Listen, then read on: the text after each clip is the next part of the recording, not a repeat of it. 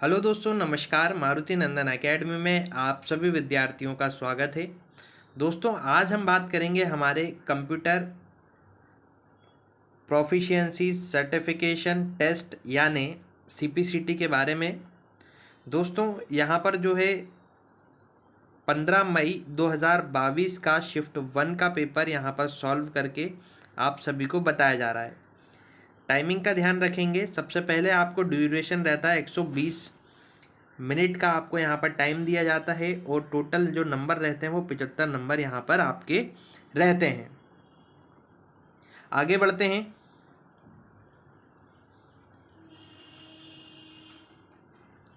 यहाँ पर ध्यान रखें, क्वेश्चन जो है इंग्लिश में और हिंदी में दोनों फॉर्मेट में रहता है।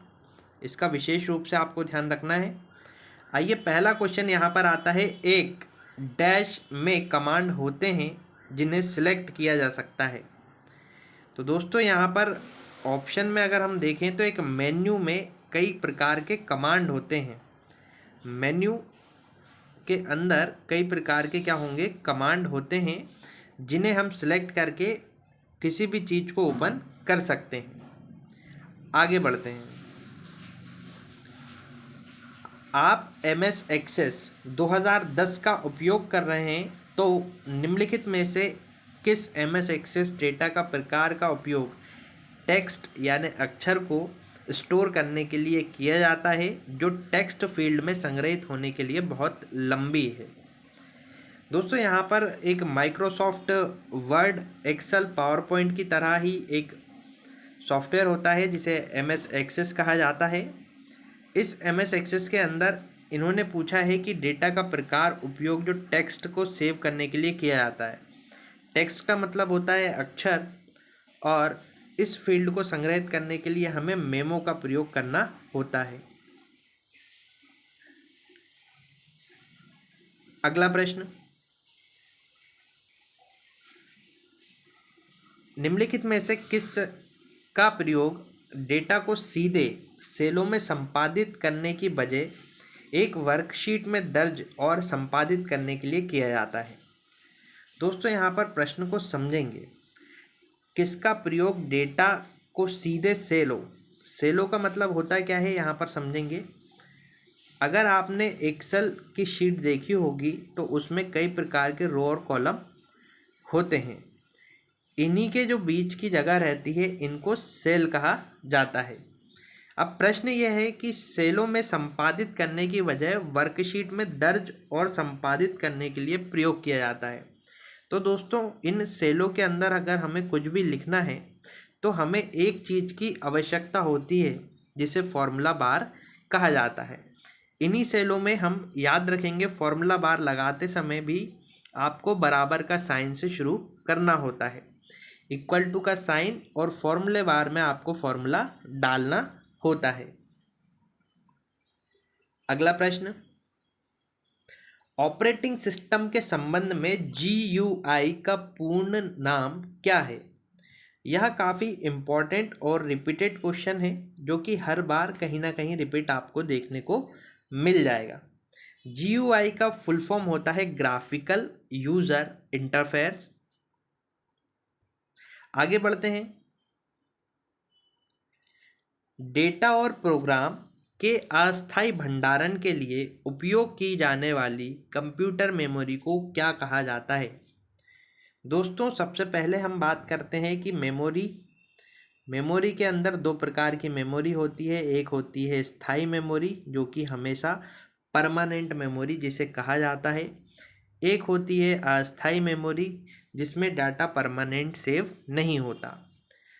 अस्थायी मेमोरी रैम है, RAM जिसकी स्पेलिंग है, जिसे रैंडम एक्सेस मेमोरी कहा जाता है। और परमानेंट मेमोरी रोम है, जिसे ROM कहा जाता है। तो रोम यहाँ पर परमानेंट मेमोरी है और जो रैम है यहाँ पर अस्थायी मेमोरी है, इसीलिए अस्थायी भंडारण के लिए उपयोग की जाती है।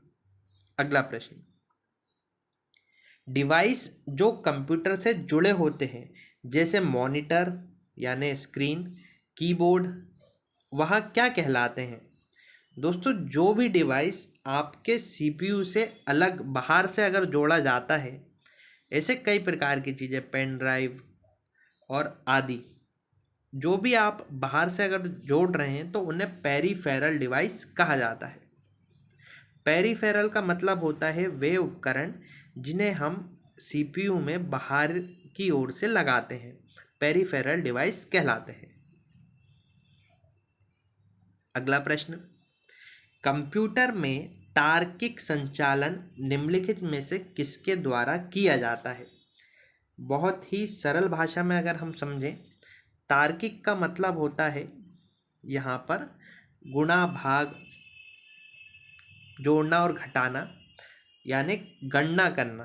तार्किक संचालन किसके द्वारा किया जाता है? तो दोस्तों आपने यहाँ पर एक डब्बा देखा होगा और इसे सीपीयू कहा जाता है।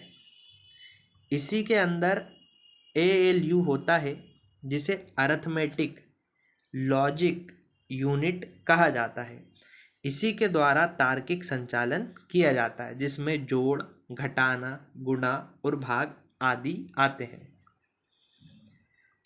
अगला प्रश्न, डैश सभी सिस्टम घटकों को जोड़ता है और सिस्टम यूनिट के साथ संवाद करने के लिए इनपुट और आउटपुट डिवाइस को अनुमति देता है। दोस्तों आपको सीपीयू याद होगा।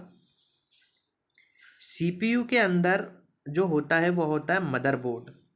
यही मदरबोर्ड सभी सिस्टम जो घटक हैं, जैसे जितना भी सिस्टम यूनिट है, कीबोर्ड, माउस, सारी चीज़ों को मिलाकर जो यहाँ पर जुड़ता है वह मदरबोर्ड पर आकर जुड़ता है।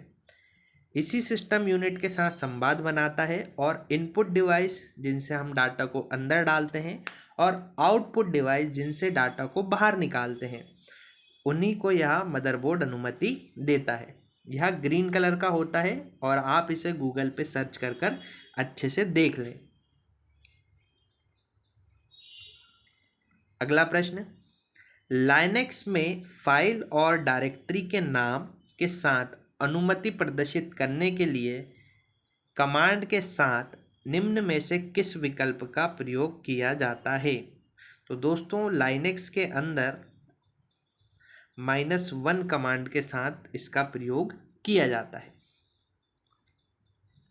अगला प्रश्न, डैश उपयोगीकर्ता जो कि कंप्यूटर उपयोग कर रहा है, परिवर्तनीय रीड ओनली मेमोरी जो उपयोगीकर्ताओं के किसी एप्लीकेशन में संग्रहित डाटा को बार बार मिटाने और पुनः प्रोग्राम करने की अनुमति देता है। बार बार मिटाने और पुनः प्रोग्राम करने की अनुमति देता है। दोस्तों इस प्रश्न को अगर थोड़ा सा गहराई से समझें तो रोम में कई प्रकार होते हैं। यह एक परमानेंट मेमोरी है, रैम जैसे कि अस्थाई मेमोरी है, और रोम एक स्थाई मेमोरी है। स्थाई मेमोरी के अंदर भी कई प्रकार हैं, जैसे ईपी रोम के बाद ईईपी रोम आदि। इसी प्रकार इस स्थाई मेमोरी के अंदर इन्हें डाटा को बार बार मिटाना, ये लाइन काफ़ी महत्वपूर्ण है, डाटा को बार बार मिटाना और पुनः प्रोग्राम करने के लिए किस मेमोरी का प्रयोग किया जाता है? तो ईईपीरोम का प्रयोग किया जाता है। दोस्तों आशा करते हैं आप सभी को वीडियो के जो जितने 10 प्रश्न शुरुआत के हैं काफ़ी अच्छे से समझ में आए होंगे। आप दोस्तों चैनल को सब्सक्राइब कर लें, ऐसे ही आपके पास अगले प्रश्नों के वीडियो आते रहेंगे। मिलते हैं नेक्स्ट वीडियो में। धन्यवाद, नमस्कार। चैनल को ज़रूर सब्सक्राइब करें।